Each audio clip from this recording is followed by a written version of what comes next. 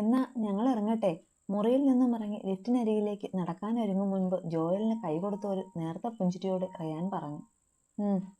അവനും മൃദുവായെന്ന് പുഞ്ചിരിച്ചു. എത്ര നാളായി തുടങ്ങിയിട്ട്? പെട്ടെന്നുള്ള റയാന്റെ ചോദ്യം കേട്ടപ്പോൾ ജോയലും സ്റ്റെഫിനും ഒരുപോലെ അമ്പരന്നു പോയിരുന്നു. അവൻ എന്തിനെക്കുറിച്ചാ ചോദിച്ചതെന്നറിയാതെ അവരിരുവരും അവന്റെ മുഖത്തേക്ക് തന്നെ നോക്കി നിന്നു. എനിക്ക് മനസ്സിലായില്ല. അല്ല, ആ കൊച്ചു കിടന്ന് കരഞ്ഞപ്പോ അവളേക്കാൾ വേദന അത് നോക്കി നിന്നിരുന്ന തന്റെ മുഖത്തായിരുന്നെന്ന് തോന്നി, അതുകൊണ്ട് ചോദിച്ചതാ. പുഞ്ചിരിയോടെ തന്നെ റയാൻ പറഞ്ഞപ്പോൾ ഇതൊക്കെ എപ്പോ എന്ന മട്ടിൽ നോക്കി നിൽക്കുകയായിരുന്നു സ്റ്റെഫി. കാരണം അങ്ങനെയൊന്നും അവന്റെ കണ്ണിൽ പെട്ടതേയില്ലായിരുന്നു. ജോയലാണെങ്കിൽ കള്ളം പിടിക്കപ്പെട്ട കുഞ്ഞിനെ പോലെ മുഖം കുനിച്ചു കളഞ്ഞു. എന്തോ അപ്പോഴത്തെ തന്റെ നിൽപ്പും ഭാവവും ഒക്കെ കണ്ടപ്പോൾ എനിക്ക് അങ്ങനെ തോന്നി, അതുകൊണ്ട് പറഞ്ഞതാ. ഇനി എനിക്ക് തോന്നിയതാണെങ്കിൽ? അല്ല ചേട്ടായി, ചേട്ടായിക്ക് തെറ്റിയിട്ടൊന്നുമില്ല. അവൾ എൻ്റെ ജീവനാ. റയാനെ പൂർത്തിയാക്കാൻ സമ്മതിക്കാതെ ജോയൽ കയറി പറഞ്ഞു. എത്ര നാളായി തുടങ്ങിയിട്ട്? അവൾക്കറിയോ? അവൾക്കെന്നല്ല, ആർക്കും അറിയില്ല. അവളോട് പറയാമെന്ന് വിചാരിച്ചപ്പോഴൊക്കെ അവളുടെ കണ്ണിൽ കണ്ടത് റീജോയോടുള്ള പ്രണയമായിരുന്നു. അവനെ ഓർത്തുള്ള ആദിയായിരുന്നു. അതെന്നെ താഴ്ത്തി കളഞ്ഞു. ആ ഓർമ്മകൾ നെഞ്ചിലേക്ക് ഇരച്ച് കരയിട്ടെന്ന പോലെ വേദന നിറഞ്ഞൊരു പുഞ്ചിരിയോടെ ജോയൽ പറഞ്ഞു. ഇനിയും വൈകിക്കണ്ട, മടിക്കാതെ തുറന്നു പറയണം. അവൾ തളർന്നിരിക്കുന്ന ഈ സമയത്താ അവൾക്കൊരു താങ്ങ് വേണ്ടത്. പക്ഷേ ഈ സമയത്ത് ഞാനത് പറഞ്ഞാൽ അവൾ എന്നെ... ജോയൽ വാക്കുകൾ കിട്ടാതെ പതറി. ഒന്നുമില്ലടോ, ഇതിലും മോശമായ അവസ്ഥയിലൂടെ കടന്നുപോയവരാ ഞാനും എൻ്റെ വൈഫും. ഒട്ടും പ്രതീക്ഷിക്കാത്ത നേരത്ത് പരസ്പരം സ്നേഹിക്കുന്നത് പോയിട്ട് മാനുഷിക പരിഗണന പോലും കൊടുക്കാൻ തോന്നാത്തത്ര അകലത്തിൽ നിന്നുകൊണ്ട് ജീവിതം തുടങ്ങിയവരാ ഞങ്ങൾ. എല്ലാം ഒന്ന് തെറ്റിദ്ധാരണയുടെ പേരിലായിരുന്നു. പക്ഷേ അതൊക്കെ മനസ്സിലാക്കി വന്നിട്ടും പരസ്പരം ഒന്നു ചേരാൻ മടിക്കുന്ന ഒരുപാട് പ്രശ്നങ്ങളുണ്ടായിരുന്നു ഞങ്ങൾക്കിടയിൽ. പക്ഷേ സ്നേഹിച്ചു തുടങ്ങിയപ്പോൾ, മോഹിച്ചു തുടങ്ങിയപ്പോൾ അതിനെയൊക്കെ കാറ്റിൽ പറത്തിക്കൊണ്ട് ഒന്നായവരാ ഞങ്ങൾ. എന്നിട്ടിപ്പോഴോ എൻ്റെ പ്രാണൻ പോലും ഇരിക്കുന്നത് എങ്ങനെയോ എൻ്റെ ലൈഫിലേക്ക് കയറി വന്ന അവളൊരുത്തിയില്ല, എൻ്റെ ആമിക്കൊച്ചിൽ. കണ്ണുകളിൽ പോലും ആമിയോടുള്ള പ്രണയം നിറച്ചു പറഞ്ഞു നിർത്തിയവനെ നോക്കി നിൽക്കുമ്പോൾ സ്റ്റെഫിൻ ഊറിച്ചിരിച്ചു. അതുപോലെ നിങ്ങൾക്കിടയിലും മാറ്റങ്ങൾ ഉണ്ടാവണം. അതിന് ജോയൽ അവളോട് മനസ്സ് തുറക്കുക തന്നെ വേണം. കിട്ടുന്നതും കിട്ടാത്തതുമൊക്കെ പിന്നത്തെ കാര്യമല്ലോട്. ആദ്യം നമ്മുടെ ഭാഗത്ത് നിന്ന് കൊടുക്കേണ്ട എഫർട്ട് കൊടുക്കാനാ നോക്കേണ്ടത്. മനോഹരമായ പുഞ്ചിരിയോടെ ഉറച്ച സ്വരത്തിൽ റയാൻ പറഞ്ഞത് കേട്ടതും ജോയലിന്റെ മനസ്സിന്റെ ഉള്ളറയിൽ എവിടെയോ കരിഞ്ഞുണങ്ങി കിടന്നിരുന്ന ക്രിസ്റ്റി എന്ന മോഹം വീണ്ടും തളർത്തു തുടങ്ങി. അവന്റെ പുഞ്ചിരിയിലും നേർത്തൊരു പ്രതീക്ഷ തളരിട്ടു. അത് മനസ്സിലായതുപോലെ റയാൻ അവന്റെ തോളിൽ നിന്ന് തട്ടിയിട്ട് ലിഫ്റ്റിന് നേർക്ക് നടന്നു. പിന്നാലെ തന്നെ ജോയലിനോട് യാത്ര പറഞ്ഞു സ്റ്റെഫിയും. ആകപ്പാടെ തീയിൽ ചവിട്ടി നിൽക്കുന്ന പോലെ ഇപ്പോഴത്തെ എൻ്റെ അവസ്ഥ. നിനക്കറിയാലോ അവിടുത്തെ കാര്യങ്ങൾ. പോയില്ലെങ്കിൽ പക്ഷേ നിന്നെ ഇവിടെ തനിച്ചാക്കിയിട്ട്... എനിക്കറിയാലോടോ കാര്യങ്ങൾ. എനിക്കിവിടെ പ്രശ്നമൊന്നുമില്ല. നീ ചെല്ലാൻ നോക്ക്. അല്ലെങ്കിൽ തന്നെ ഞാൻ കാണിച്ച തോന്നിയാസത്തിന്റെ വാലിൽ പിടിച്ച് നീ കൂടെ വയ്യാവേലി വലിച്ചു വെക്കണ്ട. നീ പൊയ്ക്കോ, നാളെ വന്നാൽ മതി. റയാനെയും സ്റ്റെഫിനെയും യാത്രയാക്കി തിരിച്ചു വരുമ്പോൾ മുറിക്കുള്ളിൽ നിന്നും ക്രിസ്റ്റിയും ചഞ്ചലും തമ്മിലുള്ള സംസാരം കേട്ട് ജോയൽ വാതിൽ തുറക്കാതെ ഒരു നിമിഷമൊന്ന് ചിന്തിച്ചു നിന്നു. പിന്നെ വേഗം ഡോർ തുറന്ന് അകത്തേക്ക് ചെന്നു. എടി! വാതിൽ തുറന്ന് അകത്തേക്ക് കയറുന്ന ജോയലിനെ കണ്ടതും എന്തോ പറയാമെന്ന് ചഞ്ചലത് പറയാതെ മുഖം തിരിച്ചവനെ നോക്കി. എന്താണ്? രണ്ടും കൂടെ എന്തോ കാര്യമായ ചർച്ചയിലാണെന്ന് തോന്നുന്നല്ലോ. എന്താ പ്രശ്നം? ബൈസ്റ്റാൻഡർ ബെഡിലേക്ക് കയറിയിരുന്നു കൊണ്ട് ജോ സാധാരണ പോലെ ചോദിച്ചു. ഏയ്, പ്രശ്നമൊന്നുമില്ല ചോദിച്ചാ. ഇവളിതേ കക്കാനും വയ്യ വിഴുങ്ങാനും വയ്യെന്ന അവസ്ഥയിൽ നിൽക്കുക. അതെന്താണാവോ അത്രയും വലിയൊരവസ്ഥ? കാര്യം മനസ്സിലാകാത്ത മട്ടിൽ അവൻ ചോദിച്ചു. അല്ല, ഇവൾക്ക് വീട്ടിൽ പോകാണ്ടിരിക്കാൻ പറ്റില്ല. ചെന്നില്ലെങ്കിൽ ഇവളുടെ അച്ഛൻ പ്രശ്നമുണ്ടാക്കും. അതുകൊണ്ട് നേരത്തെ കാലത്തെ പോകാൻ നോക്കാൻ പറഞ്ഞതാ ഞാൻ. പക്ഷേ ഇവൾക്കപ്പോൾ എന്നെ തനിച്ചാക്കി പോകാനും വയ്യ പോകാതിരിക്കാനും വയ്യെന്ന് പറഞ്ഞു നിൽക്കുക. കരഞ്ഞടഞ്ഞ സ്വരത്തിൽ ക്രിസ്റ്റി കാര്യം വിശദീകരിച്ചു. ആഹാ, അതാണോ കാര്യം? ക്രിസ്റ്റി തനിച്ചാണെന്നോർത്ത് താൻ വറീഡാവണ്ടടോ. ഞാൻ ഏതായാലും ഇവളെ തനിച്ചു വിട്ടിട്ട് പോവില്ല. പിന്നെ ഞാനിവിടെ നിൽക്കാമെന്ന് വിചാരിച്ചാലും നിങ്ങൾ രണ്ട് പെൺകുട്ടികളെ ഒറ്റയ്ക്കാക്കി പോകാൻ എനിക്ക് പറ്റില്ല. അതുകൊണ്ട് താൻ ചുമ്മാ സീനാക്കാൻ നിൽക്കാതെ വിട്ടോ. ഇവിടെ ഞാൻ കാണും. പിന്നെ ബുദ്ധിമുട്ടില്ലെങ്കിൽ നാളെ ഹോസ്റ്റലിൽ ചെന്ന് ക്രിസ്റ്റിക്ക് മാറാനുള്ള ഡ്രസ്സൊക്കെ എടുത്തുകൊണ്ട് വന്നാൽ മതി. നിസ്സാരമായി ജോ പറഞ്ഞതും ക്രിസ്റ്റിയും ചഞ്ചലും പരസ്പരമൊന്ന് നോക്കി. ജോയിലുമായിട്ട് നല്ലൊരു സൗഹൃദമുണ്ടായിരുന്നെങ്കിൽ പോലും ഇങ്ങനെയൊരു സാഹചര്യത്തിൽ അവന്റെ കൂടെ തനിച്ച് തങ്ങാൻ ബുദ്ധിമുട്ടുണ്ടായിരുന്നെങ്കിൽ പോലും ചഞ്ചലിന്റെ അവസ്ഥ അറിയുന്നത് കൊണ്ട് തന്നെ ജോയെ അനുകൂലിക്കാനായിരുന്നു അപ്പോൾ ക്രിസ്റ്റിക്ക് തോന്നിയത്. അല്ലാതെ തനിക്ക് വിഷമമുണ്ടെന്ന് തോന്നിയാൽ തന്നെ തനിച്ചാക്കി പോകാൻ ചഞ്ചൽ മടിക്കും. അതവൾക്ക് കൂടി പ്രശ്നമുണ്ടാക്കുമെന്നത് കൊണ്ട് തന്നെ അവൾക്ക് വേറെ വഴിയൊന്നും ഉണ്ടായിരുന്നില്ല. ഇപ്പൊ നിനക്ക് സമാധാനമായല്ലോ? ഇവിടെ ജോച്ചനില്ലേടാ. പിന്നെ നീ എന്തിനാ ടെൻഷനാവുന്നേ? അതുകൊണ്ട് ഇനിയും നിന്ന് നേരം കളയാതെ ഇറങ്ങാൻ നോക്ക്. തന്നെ നോക്കി വിഷമിച്ചു നിൽക്കുന്ന ചഞ്ചലിനെ ആശ്വസിപ്പിക്കാനെന്ന പോലെ ക്രിസ്റ്റി പറഞ്ഞു. നിനക്ക് പ്രശ്നമൊന്നുമില്ലല്ലോ? അവൾ വീണ്ടും ഒരിക്കൽ കൂടി ഉറപ്പിക്കാനെന്ന പോലെ ചോദിച്ചു. ഇല്ലടാ, നീ പോകാൻ നോക്ക്. ക്രിസ്റ്റി വീണ്ടും പറഞ്ഞതും രണ്ടു മനസ്സോടെങ്കിലും ചഞ്ചൽ പോകാനിറങ്ങി. താൻ ഒറ്റയ്ക്ക് പോകണ്ടടോ, താഴെ വരെ ഞാൻ കൂടെ വരാം. ക്രിസ്റ്റിയോട് യാത്ര പറഞ്ഞിട്ട് അവൾ ഇറങ്ങാൻ തുടങ്ങിയതും ജോ എണീറ്റുകൊണ്ട് പറഞ്ഞു. അവരിരുവരും കൂടി പുറത്തേക്ക് പോകുന്നത് കണ്ടിട്ട് ക്രിസ്റ്റി ദീർഘമായെന്ന് നിശ്വസിച്ചുകൊണ്ട് കണ്ണുകൾ അടച്ചു കിടന്നു. താഴെ എത്തി ചഞ്ചലിന് ഒരു ഓട്ടോ വിളിച്ച് അതിൽ കയറ്റി വിട്ടിട്ട് തിരികെ നടക്കുമ്പോൾ ജോയുടെ മനസ്സിൽ നിറയെ റയാൻ പറഞ്ഞ കാര്യങ്ങളായിരുന്നു. ആ വാക്കിന്റെ ബലത്തിൽ തന്റെ മനസ്സവൾക്ക് മുന്നിൽ തുറക്കാനൊരു അവസരമായിട്ടായിരുന്നു അവനീ ആശുപത്രി വാസത്തെ കണ്ടത്. അപ്പോൾ തങ്ങൾക്കിടയിൽ മറ്റാരും ഉണ്ടാകേണ്ടെന്ന് കരുതിയായിരുന്നു ചഞ്ചലിനോട് പൊയ്ക്കോളാൻ പറഞ്ഞത്. ഓർത്തുകൊണ്ട് അവൻ പതിയെ മുകളിലേക്കുള്ള പടവുകൾ കയറി. സന്ധ്യയ്ക്ക് ഇരുള് വീണു തുടങ്ങിയ നേരത്തായിരുന്നു റയാൻ തിരികെ കളരിക്കലേക്ക് വന്നത്. ആ നേരത്തവനെ കാത്തുന്ന പോലെ ഉമ്മറത്തെ സോപാനത്തിലിരിക്കുകയായിരുന്നു ആമി. ഇപ്പോൾ ആമി ഗർഭിണി കൂടിയായതോടെ ഈ നേരത്തൊക്കെ റയാൻ വീട്ടിലെത്താറുള്ളത് കൊണ്ട് ഈ കാത്തിരിപ്പ് ആമിയുടെ പതിവുകളിലൊന്നായിരുന്നു. ആ നേരത്ത് അവളെ ഇങ്ങനെ കണ്ടില്ലെങ്കിൽ അവനും ഒരു വിമിഷ്ടം പോലെയായിരുന്നു. റയാന്റെ കാറ് ഗേറ്റ് കടന്നു വന്നതും ആമി ഒരു പുഞ്ചിരിയോടെ എണീറ്റു. അവന്റെ കണ്ണുകൾ ആദ്യം പോയത് പതിവുപോലെ തന്റെ പെണ്ണിനെ തേടി തന്നെയായിരുന്നു. പക്ഷേ ഇന്ന് കാർ പോർച്ചിലേക്ക് കയറിയിട്ടതും ഉമ്മറത്തെ അരണ്ട വെളിച്ചത്തിൽ നിൽക്കുന്നവളെ കണ്ടതും അവന് തന്റെ ശ്വാസം നിലച്ചതുപോലെ തോന്നി. ഈ നാളിനോടിടയ്ക്ക് ഒരിക്കൽ പോലും കാണാത്ത രൂപത്തിൽ തന്നെ തന്നെ നോക്കി നിൽക്കുന്ന തന്റെ പെണ്ണ്. അവളുടെ ആ രൂപം കണ്ട് അവന്റെ കണ്ണുകൾ വികസിച്ചു. പച്ചക്കരയുള്ള സെറ്റും മുണ്ടുമായിരുന്നു ആമയുടെ വേഷം. തലമുടി കുളിപ്പിന്നലിട്ട് വിടർത്തിയിട്ടിട്ടുണ്ട്. കണ്ണുകളിൽ കരി എഴുതി ഇടത്തരം വലിപ്പത്തിനൊരു കറുത്ത വട്ടപ്പൊട്ടും അതിനു മുകളിൽ മഞ്ഞൾ കുറിയും അവൾ അണിഞ്ഞിരുന്നു. സീമന്തരേഖ നീളത്തിൽ സിന്ദൂരത്താൽ ചുമപ്പിച്ച് നിറപുഞ്ചിരിയോടെ നിൽക്കുന്ന പെണ്ണിന്റെ സൗന്ദര്യം അപ്പോൾ ജ്വലിക്കുകയാണോ എന്നുപോലും തോന്നിപ്പോയി റയാന്. ഈ വേഷവും ഭാവവുമൊക്കെ കാണുമ്പോൾ അവളിലെ ആ കുട്ടിത്തം നിറഞ്ഞ ആമിയെ വല്ലാതെ മിസ് ചെയ്യും പോലെ തോന്നി അവന്. കാറിൽ നിന്നിറങ്ങി അവൾക്കരികിലേക്ക് നടക്കുമ്പോൾ സ്ഥലകാല ബോധം പോലും മറന്ന് അവളെ വാരിപ്പുണർന്ന് ആ വിടർന്ന ചുണ്ടുകളെ സ്വന്തമാക്കി പോകുമോ എന്ന ഭയം കൊണ്ട് റയാൻ തലയൊന്നു കുടഞ്ഞു. പിന്നെ സാധാരണ പോലെ ചിരിക്കാൻ ശ്രമിച്ചുകൊണ്ട് അവൾക്കരികിലേക്ക് ചെന്നു. എന്താണ് ആമിക്കുട്ട, പുതിയൊരു ഭാവം? ഞാൻ കാവിൽ പോയിട്ട് വന്നതേയുള്ളൂ. വന്നപ്പോൾ ഇച്ചായം വരുന്ന നേരമായല്ലോ എന്നോർത്ത് പിന്നെ മാറ്റാൻ പോകാതെ ഇവിടെ തന്നെ അങ്ങ് ഇരുന്നതാ. ആമി ചിരിയോടെ പറഞ്ഞത് റയാൻ അവളെ നോക്കി വശമായെന്ന് ചിരിച്ചു. എന്താ ഒരു വശപ്പിച്ചത് ചിരി? അല്ല, അതേതായാലും നന്നായെന്ന് ഓർക്കുമായിരുന്നു. ഇനിയിപ്പോ ഞാൻ തന്നെ അഴിച്ചോളാം. ഇങ്ങനെയൊരു സെറ്റപ്പിലൊന്നും അല്ലായിരുന്നല്ലോ നമ്മുടെ ഫസ്റ്റ് നൈറ്റ്. ഇന്നിപ്പോ എല്ലാം ഒത്തുവന്ന സ്ഥിതിക്ക് അതങ്ങ് നടത്തിയേക്കാം.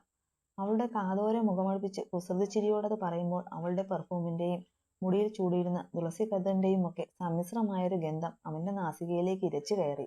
അതവനിലെ പുരുഷനെ ഉണർത്തുക തന്നെ ചെയ്തു. തന്റെ വാക്കുകളിൽ തരളിതയായി മുഖം കുനിച്ചു നിൽക്കുന്ന പെണ്ണിന്റെ വിയർപ്പ് പൊടിഞ്ഞ ഇടം കഴുത്തിൽ മൃദുവായെന്ന് ചുംബിച്ചുകൊണ്ട് അവനെ ചേർത്ത് പിടിച്ചു. ഇച്ചായ. കൊതിയോടെയുള്ള അവന്റെ വാക്കുകളിൽ തളർന്നു പോയതുപോലെ അവൾ വിളിച്ചതും റയാൻ അവളെ കോരിയെടുത്തിരുന്നു. ഇച്ചായ, ആരേലും കാണും. കാലുകൾ കൂട്ടിത്തള്ളിക്കൊണ്ട് ആമി പിടഞ്ഞു. അവളുടെ കാലിലെ കൊലുസിന്റെ മണിയൊച്ച പോലും അവളെന്ന പെണ്ണിനോടുള്ള തന്റെ മോഹം ത്രസിപ്പിക്കുന്നതാണെന്ന് റയാൻ ഓർത്തു. കാലിട്ടടിച്ച് എല്ലാരെയും അറിയിക്കല്ലേ പെണ്ണെ. മുഖം നീട്ടി അവളുടെ തൊടുത്ത കവിളിൽ അമർത്തിയൊരു കടി കൊടുത്തുകൊണ്ട് റയാൻ മന്ത്രിച്ചു. തന്നെ ചേർത്ത് പിടിച്ചുകൊണ്ട് പടികൾ കയറുന്നവന്റെ മുഖത്തേക്ക് നോക്കിക്കിടക്കുമ്പോൾ അവന്റെ കണ്ണുകളിൽ തെളിഞ്ഞ ഭാവം പ്രണയത്തിനുമപ്പുറം തീവ്രമായ എന്തോ ആണെന്ന തിരിച്ചറിവിൽ ആമയുടെ ഉടൽ വിറച്ചു. ചുമ്മാ അതിരി പെണ്ണെ, എന്നെ കൊണ്ടിനി വേണ്ടാതെ ഞാൻ ചെയ്യിക്കാതെ. ഇനിയും ഇച്ചായനൊന്ന് സ്നേഹിച്ചാൽ എന്റെ കൊച്ച് താങ്ങിയൊന്നും വരില്ല. തന്റെ പ്രണയത്തിന്റെ ആലസ്യത്തിൽ തളർന്നു കിടന്നുകൊണ്ട് തന്റെ നെഞ്ചിൽ വിരൽ കൊണ്ട് ചിത്രം കോറുന്നവളുടെ കൈ പിടിച്ചു വെച്ചുകൊണ്ട് റയാൻ ചിരിച്ചു. അയ്യടാ, ഇത് മാത്രമേ ഉള്ളൂ വിചാരം. കൂടുതൽ സ്നേഹിക്കണ്ട. ഇവിടെ ഒരാള് കൂടിയുണ്ടെന്ന് മറക്കണ്ട. അത് ഓർമ്മയുള്ളത് കൊണ്ടാ ഇതിലൊക്കെ അങ്ങ് ഒതുക്കുന്നത്. അല്ലെങ്കിൽ എന്റെ കൊച്ചിപ്പോ വീണ്ടും കുറച്ചു മുന്നത്തെ പോലെ കിടന്ന് തിളച്ചേനെ. അയ്യേ, വൃത്തികെട്ടവൻ പറയുന്ന നോക്ക്. ആമി അവന്റെ താടിരോമങ്ങൾക്കിടയിലൂടെ വിരൽ കയറ്റി കൊഴുത്തി വലിച്ചതും ചെറിയ നൊമ്പരം തോന്നിയെങ്കിലും റയാൻ വെളുക്കെ ചിരിച്ചു. അയ്യടാ, എന്താ ഒരു ചിരി? പിന്നല്ലാതെ. എന്തോന്നാടി ഇത്ര വൃത്തികേട്? സന്ധ്യാനേരത്തെ കൺട്രോള് കളഞ്ഞോരോന്ന് ചെയ്യിപ്പിച്ചതും പോരാ, ഇപ്പോൾ കാര്യം കഴിഞ്ഞപ്പോൾ ഞാൻ വൃത്തികെട്ടവനായല്ലേടി? അവന്റെ പറച്ചിൽ കേട്ടതും ആമിയുടെ മുഖം ചുവന്നു തൊടുത്തു. അത് റയാനിൽ നിന്ന് മറയ്ക്കാനെന്നോണം അവന്റെ നെഞ്ചിലേക്ക് തന്നെ മുഖം പൂഴ്ത്തി. എന്താടി പാരി, നാണം വന്നു പോയോ? കുന്തം. ഒന്ന് പോയേ ഇച്ചായ, ചുമ്മാ കിടന്ന് കുറുകാതെ. മുഖത്തെ ചമ്മൽ മറയ്ക്കാൻ വേണ്ടി കൃത്രിമ ഗൗരവത്തോടെ പറഞ്ഞിട്ട് അവൾ ബെഡിൽ നിന്നും എണീക്കാനൊരുങ്ങി. പക്ഷേ അതിനു മുമ്പ് തന്നെ റയാൻ അവളെ ചുറ്റിപ്പിടിച്ച് തന്നോട് ചേർത്ത് കിടത്തിയിരുന്നു. എന്റെ ഇച്ചായ, ഒന്ന് പതിയെ. വയറ് തട്ടും. ശ്രദ്ധയോടെ തൻ്റെ വയറിലൊന്ന് തഴുകിക്കൊണ്ടായിരുന്നു അവളത് പറഞ്ഞത്. നീ ഇതെങ്ങോട്ടാ എണീറ്റ് ഓടുന്നത്? ഞാൻ കുളിക്കാൻ പോണു. ഓ പിന്നെ ഇനിയിപ്പോൾ കുളിച്ചിട്ട് വേണം. അടങ്ങിക്കിടക്കടി അവിടെ, എനിക്കൊരു കാര്യം പറയാനുണ്ട്. ആ അത് പറഞ്ഞപ്പോഴാ ഓർത്തത്, രാവിലെ എങ്ങോട്ടാ പോയേ? തോക്കിൽ കയറി വെടിവെക്കാതെടി പെമ്പറന്നോത്തി.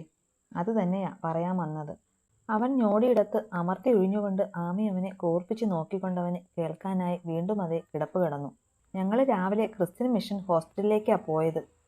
റയാൻ പറഞ്ഞതും അതെന്തിനാണെന്നതുപോലെ പിരികം ചുളിച്ചുകൊണ്ട് ആമി അവൻ്റെ മുഖത്തേക്ക് നോക്കി. നിങ്ങളുടെ കോളേജിനടുത്തുള്ള ഡിഗ്രി കോളേജില്ലേ, അവിടുത്തെ ഒരു പെൺകുട്ടി സൂയിസൈഡിന് ശ്രമിച്ചിട്ടിവിടെ അഡ്മിറ്റാ. അവളെ കാണാനാ ഞാനും സ്റ്റെഫിയും കൂടെ പോയത്. അതിന് നിങ്ങളെന്തിനാ പോകുന്നത്? ആമിക്ക് ചോദിക്കാതിരിക്കാൻ കഴിഞ്ഞില്ല. അത് എടി, ആ കൊച്ചിന് റീജോയെ ഇഷ്ടമായിരുന്നു. അപ്പോൾ അവൻ്റെ കാര്യങ്ങളൊക്കെ അറിഞ്ഞ വിഷമത്തില്ല അവൾ. റയാന്റെ വെളിപ്പെടുത്തൽ കേട്ടതും ആമിയുടെ മുഖത്തൊരുതരം അമ്പരപ്പായിരുന്നു തെളിഞ്ഞത്. ഇത്രയൊക്കെ ചെയ്തു കൂട്ടിയ അവന് വേണ്ടി ജീവൻ കളയാൻ വേണ്ടി നടക്കുന്ന ആ പെൺകുട്ടിയോട് അവൾക്ക് ഒരേ സമയം പുച്ഛവും സഹതാപവും തോന്നിപ്പോയിരുന്നു. അത് മനസ്സിലായത് കൊണ്ട് തന്നെ റയാൻ പിന്നീടൊന്നും പറഞ്ഞില്ല. എങ്കിലും നാളെ ആമിയെയും കൂട്ടി ക്രിസ്റ്റിയെ ചെന്ന് കാണണമെന്ന് ഉറപ്പിച്ചുകൊണ്ട് അവളെ ചേർത്ത് പിടിച്ചുകൊണ്ടവൻ കണ്ണുകളടച്ചു. ക്യാൻറ്റീനിൽ നിന്ന് രാത്രിയിലത്തേക്കുള്ള ഭക്ഷണവും വാങ്ങിക്കൊണ്ട് ജോയൽ മുറിയിലേക്ക് കയറി വരുമ്പോൾ ബെഡിൽ കണ്ണുകളടച്ച് കിടക്കുകയായിരുന്നു ക്രിസ്റ്റി. വാതിൽ തുറക്കുന്ന ശബ്ദം കേട്ടതും അവൾ കണ്ണുകൾ ചിമ്മി തുറന്നങ്ങോട്ട് നോക്കി. അപ്പോഴേക്കും ഉള്ളിലേക്ക് കയറി വാതിലടയ്ക്കുന്നവനെ കണ്ടതും അവനായി ഒരു തളർന്ന പുഞ്ചിരി നൽകി. താനിപ്പോൾ കഴിക്കുന്നോ? ഇപ്പൊ വേണ്ട ചോദിച്ചാ, കുറച്ച് കഴിഞ്ഞിട്ട് മതി. ഒന്ന് മൂളിയിട്ട് അവൻ കൊണ്ടുവന്നതൊക്കെ ടേബിളിലേക്ക് വെച്ചിട്ട് ബൈസ്റ്റാൻഡർ ബെഡിലേക്ക് ചെന്നിരുന്നു കൊണ്ട് അവളെ നോക്കി. അപ്പോഴേക്കും ക്രിസ്റ്റി വീണ്ടും കണ്ണുകൾ അടച്ചിരുന്നു. അവളുടെ മുഖത്തേക്ക് എങ്ങനെ നോക്കിയിരിക്കുമ്പോൾ കുറച്ചു മുമ്പ് വരെ അവളോട് സംസാരിക്കാനായി സ്വരുക്കൂട്ടി വെച്ച ധൈര്യമൊക്കെ ചോർന്നു പോകുന്നതറിഞ്ഞ് അവൻ ശ്വാസം ഒന്ന് ആഞ്ഞു വലിച്ചു. പിന്നെ താളം തെറ്റിമിടിക്കുന്ന ഹൃദയത്തെ വരിയിലാക്കാനെന്ന പോലെ നെഞ്ചിൽ അമർത്തി തടവി. ക്രിസ്റ്റി, തനിക്ക് ഉറക്കം വരുന്നോ? ഇല്ല ചോദിച്ചാ, എന്തേ? വല്ലാത്തൊരു ബോറടി. താനും ഉറങ്ങുന്നില്ലെങ്കിൽ വല്ലതും സംസാരിച്ചുകൊണ്ടിരിക്കാമെന്ന് കരുതി. അവൻ പറഞ്ഞതും ക്രിസ്റ്റി ഒന്ന് പുഞ്ചിരിക്കാൻ ശ്രമിച്ചുകൊണ്ട് എഴുന്നേറ്റ് കിടക്കയിലേക്ക് ചാരിയിരുന്നു. ഇങ്ങനൊരു എടുത്തുചാട്ടം വേണ്ടിയിരുന്നില്ല ക്രിസ്റ്റി. പരസ്പരമുള്ള സംസാരത്തിനിടയിൽ എപ്പോഴോ അവൻ പറഞ്ഞതും ക്രിസ്റ്റിയുടെ മുഖം കുനിഞ്ഞു, കണ്ണുകൾ നീറിപ്പുകഞ്ഞു. അത് കണ്ടപ്പോൾ വേദന തോന്നിയെങ്കിലും തൻ്റെ മനസ്സവൾക്ക് മുന്നിൽ തുറക്കുന്നതിന് മുന്നോടിയായി ഒരു മുഖപുര ആവശ്യമാണെന്നത് കൊണ്ട് മാത്രം അവനത് കണ്ടില്ലെന്ന് നടിച്ചു. ഈ വേദനകളൊക്കെ ഞാൻ അറിയിക്കുന്നത് തന്നെയാ ചോദിച്ചാൽ, ഒരിക്കലും പാടില്ലാത്ത ഒരാളുടെ സ്നേഹത്തിനായി യാചിച്ച് അയാൾക്ക് പിന്നാലെ അലഞ്ഞതിന് അർഹിക്കുന്ന ശിക്ഷ. റീജോ പോളിനെ കുറിച്ച് എല്ലാം അറിയാമായിരുന്നിട്ട് കൂടിയും എനിക്ക് സ്നേഹമായിരുന്നു ചോദിച്ചാ. തെറ്റുകളുടെ ഒരു കൂമ്പാരമായിരുന്നു അയാളെന്ന് അറിഞ്ഞിട്ടും ഞാൻ സ്നേഹിച്ചു പോയി. ആ മനസ്സിൽ എനിക്കൊരിടം കിട്ടിയാൽ തിരുത്തിയെടുക്കാൻ കഴിയുമെന്നൊരു വിശ്വാസമുണ്ടായിരുന്നു എനിക്ക്. അത്രയും ആയപ്പോഴേക്കും എത്രയൊക്കെ പിടിച്ചു നിർത്താൻ ശ്രമിച്ചിട്ടും നെഞ്ചുലഞ്ഞ് കരഞ്ഞു പോയിരുന്നു ക്രിസ്റ്റി. റീജോയോടുള്ള സ്നേഹം അവളിൽ എത്രത്തോളം വേര് പടർത്തിയിരിക്കുന്നെന്ന് മനസ്സിലാക്കി കൊടുക്കുന്നതായിരുന്നു ആ കണ്ണുനീർ. കരയാതെടോ, ഞാൻ വെറുതെ തന്നെ വിഷമിക്കണമെന്ന് കരുതിയല്ല. പോട്ടെ, സാരമില്ല, അതൊക്കെ കഴിഞ്ഞില്ലേ. ഇനി ഇങ്ങനത്തെ മണ്ടത്തരമൊന്നും കാണിക്കാതിരുന്നാൽ മതി. എത്രയൊക്കെ മനസ്സിനെ കല്ലാക്കാൻ ശ്രമിച്ചിട്ടും സാധിക്കുന്നില്ലെന്ന് ബോധ്യമായപ്പോൾ ജോ പറഞ്ഞു. പിന്നെ ഒരു നെടുവീർപ്പോടെ എഴുന്നേറ്റ് ഫുഡ് എടുക്കാൻ തുടങ്ങി. താൻ കണ്ണൊക്കെ തുടയ്ക്ക്, നമുക്ക് ഫുഡ് കഴിക്കാം. കഞ്ഞിയാ. ഇനിയും വെച്ചോണ്ടിരുന്നാൽ അത് തണുത്തു പോവും. ആ സമയം കഴിക്കാൻ തോന്നുന്നുണ്ടായിരുന്നില്ലെങ്കിലും ജോയോട് മറുത്തു പറയാൻ കഴിയാത്തത് കൊണ്ട് മാത്രം ക്രിസ്റ്റി പുഞ്ചിരിയിലൂടെ സമ്മതം അറിയിച്ചു.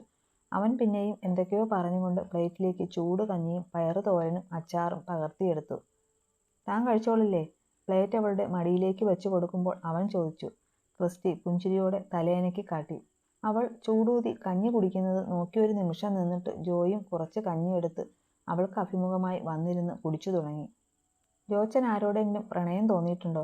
മൗനം വീണ്ടും തങ്ങൾക്കിടയിൽ കനക്കുന്നുണ്ടെന്ന് തോന്നിയതും ക്രിസ്റ്റി പതിയെ ചോദിച്ചു. പെടുന്നതിനെ കഴിച്ചുകൊണ്ടിരുന്ന ജോയിലൊന്ന് വിക്കി ചുമച്ചു. അവൻ്റെ കണ്ണുകൾ നേറിപ്പുകഞ്ഞു. പക്ഷേ അത് അവളിൽ നിന്ന് മറച്ചു വെച്ചുകൊണ്ട് അവൻ നേർമയായി ഒന്ന് പുഞ്ചിരിച്ചു. ജീവിതത്തിലൊരു പ്രണയമെങ്കിലും തോന്നാത്ത ആരെങ്കിലും ഉണ്ടോടോ? എനിക്കും തോന്നിയിട്ടുണ്ട്. ആരോട്? ക്രിസ്റ്റിയുടെ കണ്ണുകൾ കൗതുകത്തോടെ വിടർന്നു.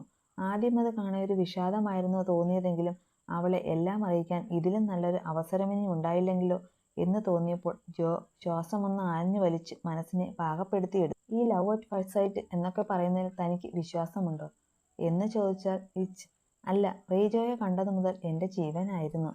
ആട്ടിയൊടിച്ചപ്പോൾ പോലും എന്നേലും എനിക്ക് കിട്ടുമെന്ന് കരുതിയൊരു കാത്തിരിപ്പായിരുന്നു. മുഖമൊന്ന് വാടിയെങ്കിലും മുഖത്തെ പുഞ്ചിരി മായാതിരിക്കാൻ ശ്രദ്ധിച്ചുകൊണ്ട് അവൾ പറഞ്ഞതും ജോ വേദനയോടെ ഒന്ന് ചിരിച്ചു. അവളെ ആദ്യം കണ്ട നിമിഷം എൻ്റെ അവസ്ഥയും താൻ പറഞ്ഞതുപോലെ തന്നെയായിരുന്നു. ഒരു നിമിഷം കൊണ്ട് ലോകം ഒരാളിലേക്ക് മാത്രമായി ചുരുങ്ങുന്നതും ആ ഒരാളെ മാത്രം ചേർത്ത് 1000 സ്വപ്നങ്ങൾ നെയ്തു കൂട്ടുന്നതിനുമുള്ള സുഖവുമെല്ലാം ആ കുറച്ച് നിമിഷങ്ങൾ കൊണ്ട് തന്നെ ഞാൻ അറിഞ്ഞു. പക്ഷേ തൊട്ടടുത്ത നിമിഷം തന്നെ അവളുടെ കണ്ണുകൾ വിടരുന്നതും ചുണ്ടുകൾ വിതുമ്പുന്നതും എൻ്റെ കൂടെയുള്ളവന് വേണ്ടിയാണെന്ന് ഞാൻ അറിഞ്ഞു. പക്ഷേ എന്നിട്ടും വെറുമൊരു കൗതുകമായേ ഞാൻ അതിനെ കണ്ടുള്ളൂ. എൻ്റെ മനസ്സിലുള്ളത് അവളോട് പറഞ്ഞു കഴിയുമ്പോൾ അവളും മാറുമെന്ന് ഞാൻ വെറുതെ മോഹിച്ചു. അതിനു വേണ്ടിയായിരുന്നു അവളോടൊരു സൗഹൃദമുണ്ടാക്കിയെടുത്തതും സംസാരിച്ചതുമെല്ലാം. പക്ഷേ മനസ്സിലെ ഇഷ്ടം തുറന്നു പറയാനുറച്ച് ഞാൻ അവൾക്ക് മുന്നിലേക്ക് ചെല്ലുന്ന ഓരോ തവണയും അവൾക്കറിയേണ്ടത് എൻ്റെ കൂട്ടുകാരനെക്കുറിച്ച് മാത്രമായിരുന്നു. അതെന്നെ തകർത്തിക്കളഞ്ഞു. പക്ഷേ എന്നിട്ടും എനിക്ക് അവളോടുള്ള ഇഷ്ടത്തിനൊരു തരിമ്പ് പോലും കുറവ് വന്നില്ല എന്നുള്ളതിൻ്റെ തെളിവായിരുന്നു അവളുടെ ഇഷ്ടം അവൾക്ക് നേടിക്കൊടുക്കാൻ വേണ്ടിയുള്ള എൻ്റെ പിന്മാറ്റം. പക്ഷേ അപ്പോഴും അവളെ സ്നേഹിക്കാത്ത പെൺകുട്ടികളെ വെറും ശരീരമായി മാത്രം കാണുന്ന ഒരുവനാണ് അവളുടെ പ്രണയം എന്നതെന്നെ അസ്വസ്ഥനാക്കിയിരുന്നു. പലപ്പോഴും അവളെ പിന്തിരിപ്പിക്കണമെന്ന് ആഗ്രഹം തോന്നിയിട്ടും അവളുടെ കണ്ണിൽ കാണാനുള്ള അവനോടുള്ള അടങ്ങാത്ത പ്രണയം എന്നെ പിന്നോട്ട് വലിച്ചു. പക്ഷേ ഒടുവിൽ ഞാൻ ഭയന്നത് പോലെ തന്നെ സംഭവിച്ചു. അവളെ തകർത്തെറിയാൻ പാകത്തിനുള്ള തെറ്റുകളിലേക്കും അവൻ ചെന്ന് ചാടി. അതവളെ പൂർണ്ണമായും തളർത്തിയിരിക്കണം. അതോടെ അവൾ സ്വയം ജീവിതം അവസാനിപ്പിക്കാൻ ശ്രമിച്ചു. പക്ഷേ ഈശ്വരൻ അവളെ അതിന് അനുവദിച്ചില്ല. മരണത്തിൻ്റെ മുനമ്പിൽ നിന്നും അവളെ തട്ടിത്തെറിപ്പിച്ചവൻ്റെ കയ്യിലേക്ക് വെച്ചു തന്നു. ക്രിസ്റ്റിയിൽ നിന്നുയർന്ന ശക്തമായ ഒരേങ്ങൽ ശബ്ദമായിരുന്നു സ്ഥലകാല ബോധം പോലും മറന്ന് പറഞ്ഞുകൊണ്ടിരിക്കുകയായിരുന്ന ജോയെ സ്വബോധത്തിലേക്ക് കൊണ്ടുവന്നത്. അവൻ ഞെട്ടിത്തിരിഞ്ഞു നോക്കുമ്പോൾ കരഞ്ഞു കലങ്ങി വല്ലാത്തൊരു ഭാവത്തിലിരിക്കുന്ന ക്രിസ്റ്റിയായിരുന്നു കണ്ടത്.